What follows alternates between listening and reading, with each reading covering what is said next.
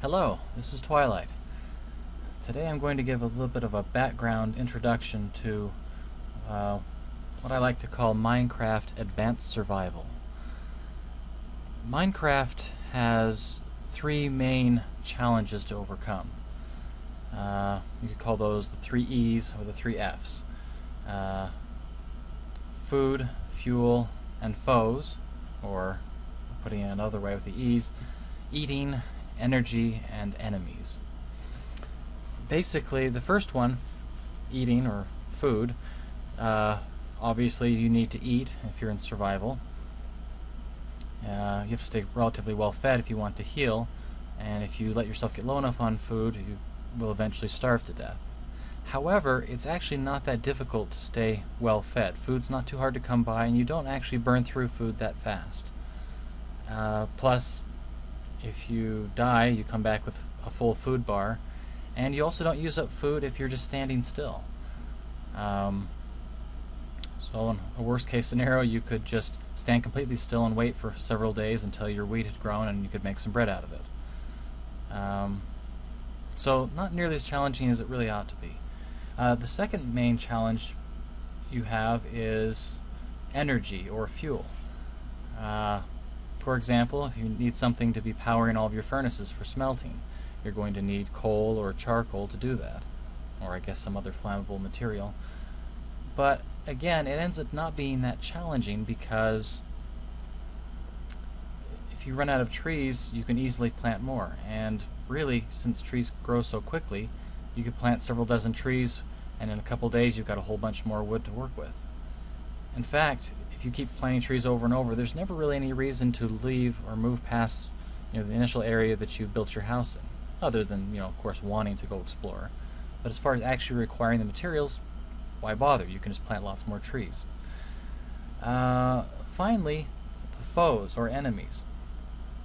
The monsters, of course, are a big part of the challenge in Minecraft, but again, they're actually not too difficult to deal with most of the time.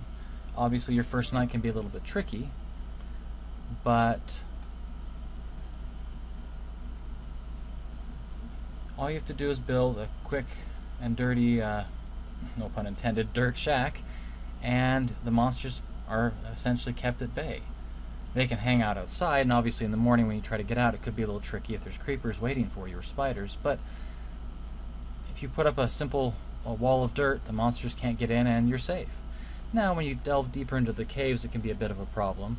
It gets dark, monsters can hit you from different directions, creepers can sneak up on you. I'm not saying that it's simple and it's a trivial challenge. It can be challenging, but really overall there's not much reason to build more than a simple cobblestone hovel and call it good, because the monsters aren't going to be getting in anyway, so why worry about it?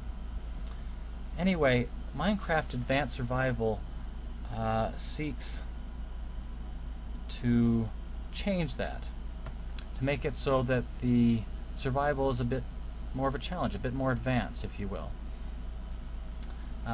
There are several key modifications that are the core, that provide the core experience, if you will, of Minecraft Advanced Survival. First of all, primarily, would be Monster Apocalypse. It's a bucket plugin. By the way, this whole thing will be done on a bucket server that I'm running. Of course, I'll be the only person in it for my little solo let's play through here, but it will be run on a multiplayer bucket server, and there's no reason why you couldn't have this with multiple people. In fact, we'll be doing another one where I play through the same kind of setup, except with my friend Chowstorm, or Surge, depending on which name he goes by. Anyway, the core ones to the whole experience are Monster Apocalypse. Like I said, that vastly changes the way the enemies work. The monsters can sense you from much farther away, which means you're going to be seeing a lot more of them. You can't just run 15-20 blocks away and call it good, and they forget about you. If they're within 160 blocks of you, they're going to know you're there, and they're going to be headed your direction. And I'll probably put up a little demonstration of what Monster Apocalypse is like. They can also dig through walls. The zombies can. I've set it so it takes them a longer amount of time, to dig through like cobblestone than it would, say, through dirt. But even then, if you hide behind a little dirt shack, the zombies are going to dig their way in and get you anyway. It'll take them a little bit longer to do it than if there was nothing in the way. And if you use cobblestone, that would take longer than if you use dirt or sand, but they are still going to eventually dig through if you don't barricade yourself well enough. So that takes care of a lot of the challenge there. Secondly, core to the whole experience would be, well, two of them. The Hunger Plus Plus bucket plugin and the Unhealthy Death bucket plugin. What those do, well, first of all, the Unhealthy Death plugin basically allows you to set it so that it remembers your food level. So if you are down to just a couple of meat shanks left on your food bar and you die, when you respawn, you'll respawn with just those 2 meat shanks left. If you starve to death and die, when you respawn, you will still be starving. Now, it'll take you a little bit of time to starve, so you'll have a little bit of time to maybe find some food and do something about it, but it's quite possible to get yourself into essentially a permanent starving scenario where you're respawning, you're starving, and there's no food you can get to within the time it takes you to starve. At that point, essentially, the game would be over. I'm not setting this up as a hardcore type thing where you can only die once. I'm not saying that's a bad way to do things, but it makes it more challenging, but it also makes it more prone to error. You can be playing very well, but if you make even a slight mistake and screw up even once, it's all over, and then that's the end of it. I mean, I understand that's part of the appeal, but what I'm going for is something, in some ways, it's a little more forgiving of minor mistakes, but it's less forgiving overall. Here, if you make a minor mistake, you'll just die and respawn, but the problem is even if you can respawn, it's a lot tougher to survive overall. And as I just mentioned, in the case of starving, if you starve to death, you'll respawn, but you're still going to be starving. Food is still going to be a huge problem, and if you can't find food quickly, then you're going to end up essentially permanently starving. So you need to be watching out for that. And tying right in along with that, the Hunger Plus Plus bucket plugin allows you to increase the hunger rate of all actions. Not individually, it just increases them all at once. So if you set it to double, then all actions that would increase your hunger, that would slowly drain your food bar, will drain it twice as fast. If you set it to triple, everything will drain it triply fast.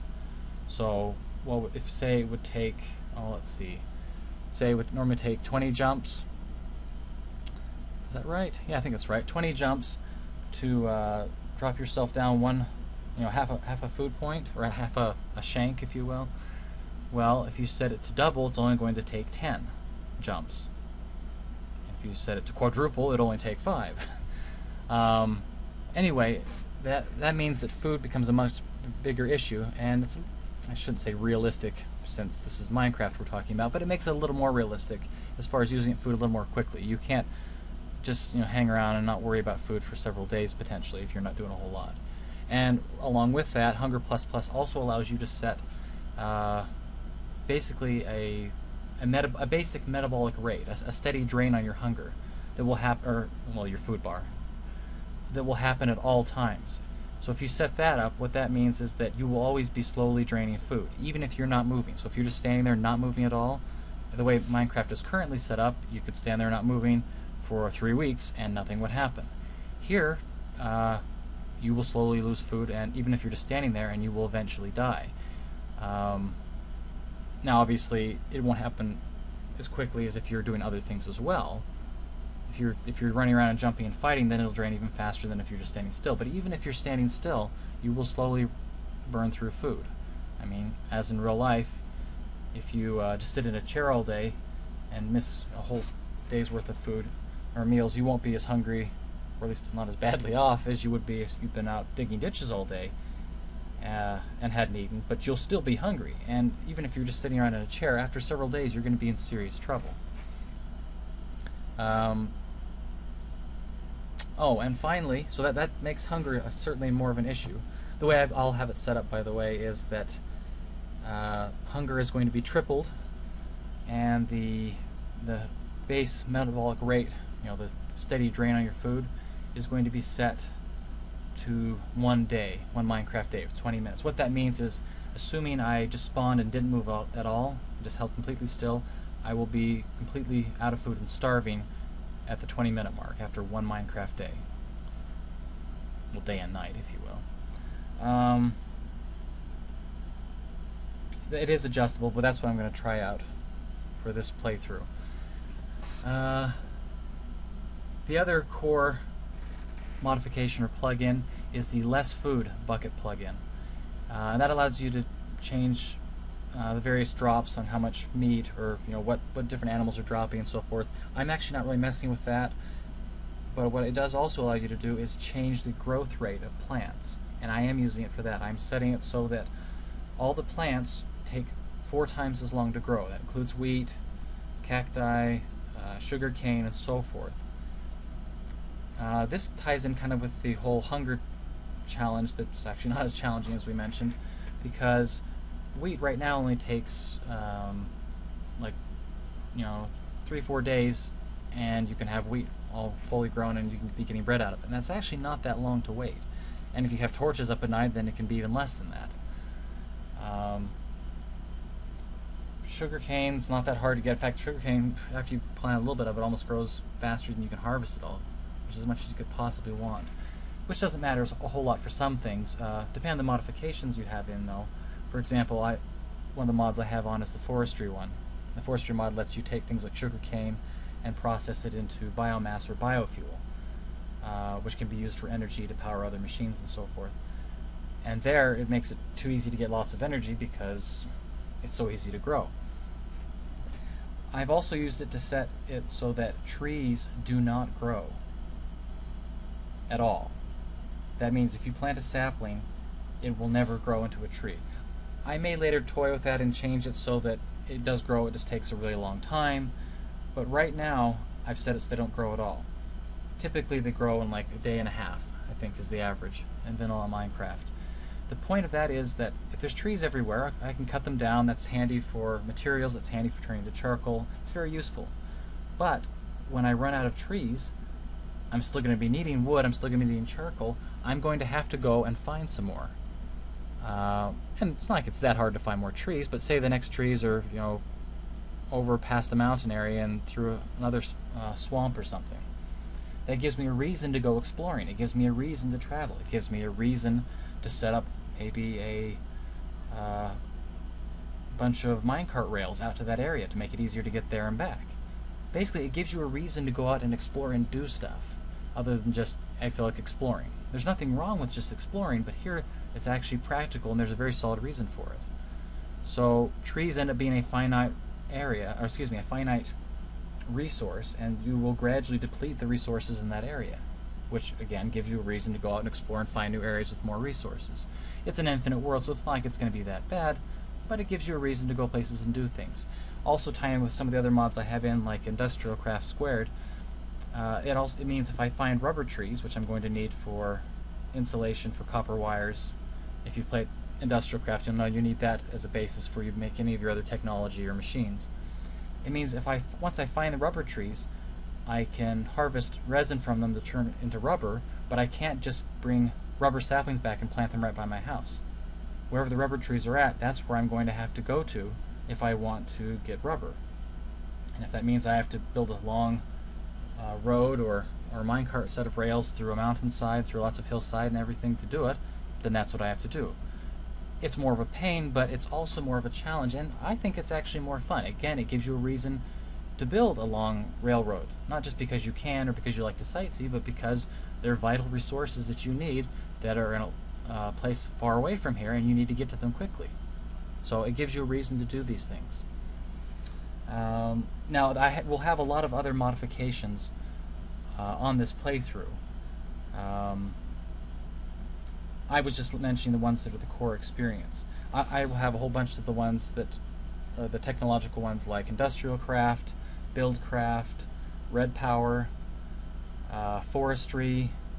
Those are some of the big main ones. There are a lot of smaller ones or ones that are more minor. I will have a list of all the ones I'm using. Extra biomes I'm using that gives a lot of different biomes. I actually can't remember them all right now, but there are quite a few. Mine Factory Reloaded is another one. But those are all, I mean, I think those all add to the experience, and I'll be talking about those as we do the playthrough. Those all add to the experience. However, I realize that, those mods aren't for everyone, and I'm trying to point out that if you want to have this advanced survival experience, you can still do it, and trim the mods down to whatever you feel comfortable with. If you don't like industrial craft or buildcraft, for example, and you don't like having all that extra technology, that's fine. You can take those all out, and you can still have the same tougher and more difficult and more rewarding, I think, survival experience by having those core mods, which are the Monster Apocalypse plugin, the Hunger Plus Plus and Unhealthy Death plugin, and the Less Food plugin. Those will make it so that hunger and enemies and fuel are all much more of a challenge. I highly recommend you use all the other mods that I'm going to be using as well, but if you don't want to, you could play just a vanilla game of Minecraft with those mods added on, just those 4, and that would go a huge way towards making survival more into the actual survival challenge I think it should be. Anyway, I've rambled on enough, so I'll cut it there, but I just wanted to give you a little more background on what Minecraft Advanced Survival is about and why I set it up the way I did. I love the survival aspect of Minecraft, but I wanted something more difficult, something tougher. Not just impossible or, something where I didn't want a silly challenge like, okay, do everything and only use wooden tools or something like that. I wanted to be able to use a lot of the resources at my disposal, but I wanted there to be a good reason. You can build vast minecart railways everywhere, but why? I wanted there to be a reason to do it. You can go out and explore new areas and find resources and bring them back, but there needed to be a reason for it. You can build a giant, fabulous fortress or castle, but I wanted there to be a reason for it. If there are giant hordes of monsters coming that can destroy the blocks and dig through and come after you, you want a giant fortress, not just because it looks good, but because you were going to die without it. So I wanted there to be more reason behind all the stuff you're doing, more of a practical side to it all. Anyway, that gives you a bit of a background on what we're going to be facing and what we're going to be seeing. And I will go ahead and get started with the actual playthrough. I'll be playing it just on my own. It's on a map I haven't really seen before. I mean, I did glance at the map briefly just to make sure that it didn't start in the middle of the ocean or something ridiculous, but other than that I haven't really done anything with it, so let's see how it plays out.